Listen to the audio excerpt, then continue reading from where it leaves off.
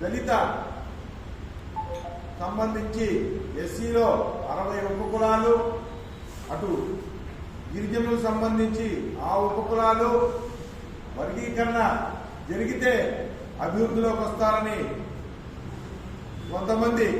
ఉద్యమాలు చేయడం, అలా చేస్తే వర్గీకరణ ద్వారా కొద్ది మాత్రమైనటువంటి ఉపకులాలకే లబ్ధి చేకూరుతుంది,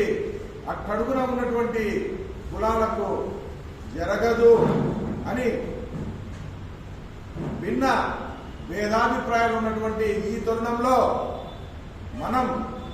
అనేకమైనటువంటి పోరాటాల ద్వారా 1977 నుండి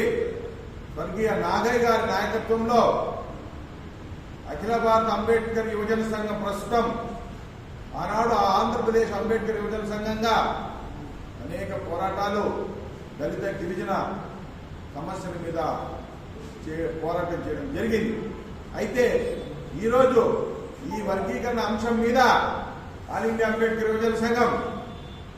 ఒక సమాలోచన చేయాలని ఈ యొక్క సమావేశం ఏర్పాటు చేయడం జరిగింది. మనం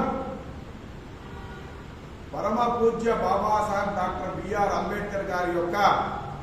ఆలోచనతో నడిచే సంస్థ, సంఘము. ప్రతి ఒక్క అంబేద్కర్ వాది అంబేద్కర్ గారి యొక్క ఆలోచన మీదనే ఆయన కోరుకున్న ఏ సమాజం అయితే అవసరమో ఈ దేశానికి, ఆ సమాజానికి సంబంధించిన ప్రక్రియలో ముందుకు పోవాల్సిన అవసరం ఉన్నది. ఆ విధంగా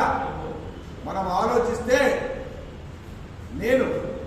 వర్గీకరణ వల్ల లాభమా, వర్గీకరణ చేయకపోతే ఈ సమాజానికి, ఈ దళిత గిరిజన సమాజానికి ఉపయోగం అనే విషయం మీద